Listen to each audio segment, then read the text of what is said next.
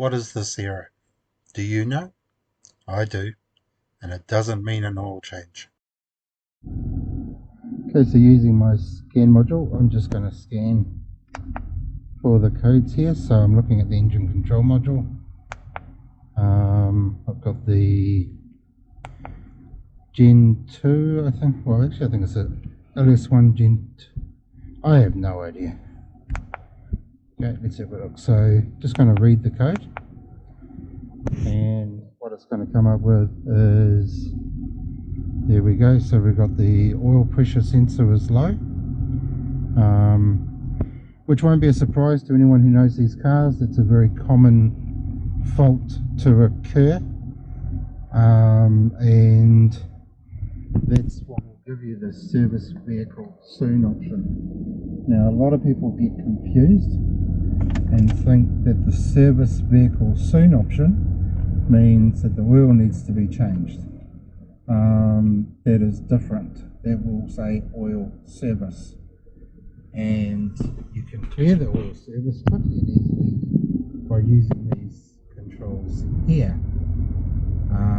You cannot clear the service vehicle soon using the controls.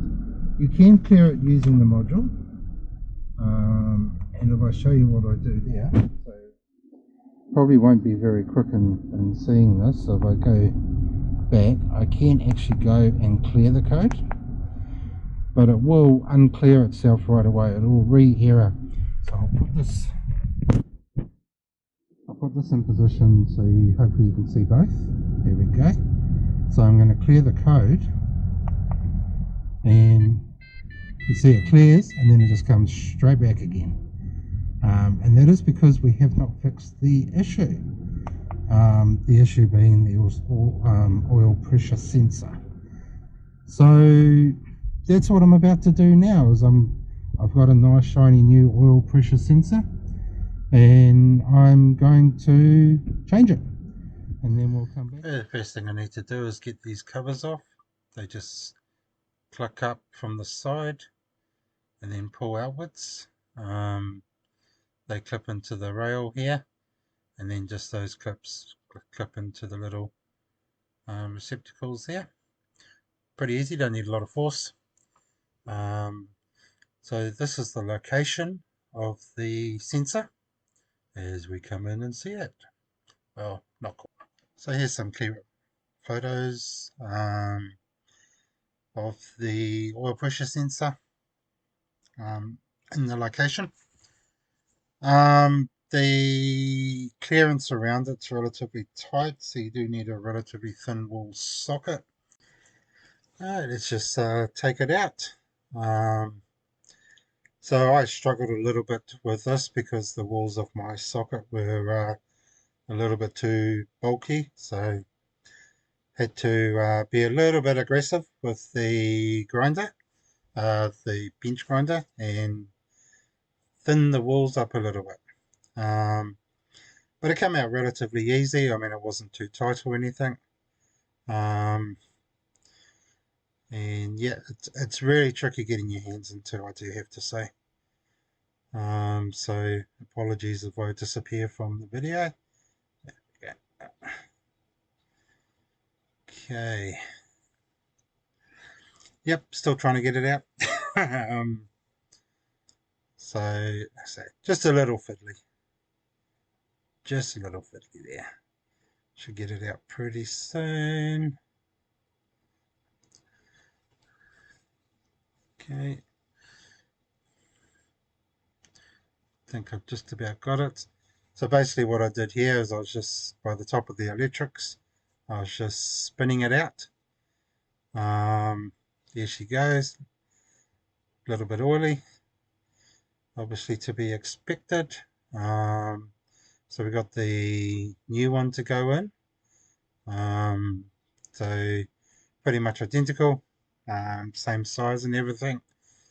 So pop the cap off and get this one fitted into place. And yeah, that was pretty easy. And get her tightened up.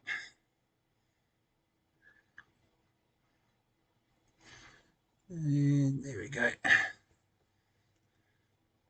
Seems like a little bit heavy duty wrenching for the type of gear that we're using, but hey, it's what was needed. And plugging it in is a little bit tricky as well. You got to get the plug at exactly the right angle, otherwise she won't go in.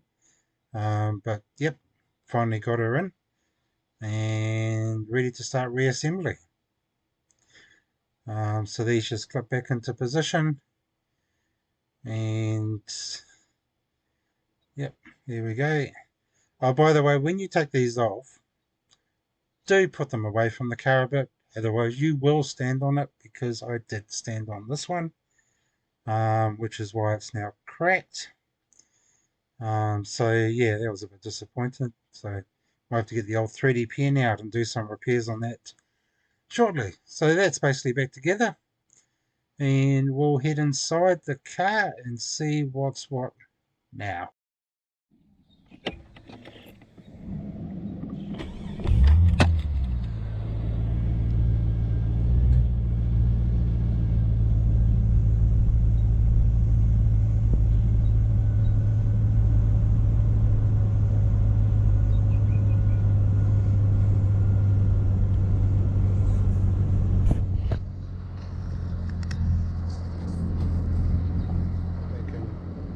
Read the codes, so I've just cleared them. So we should actually see nothing here. So let's just wait. Yep, no fault found. Which is great. So what that actually means is job done.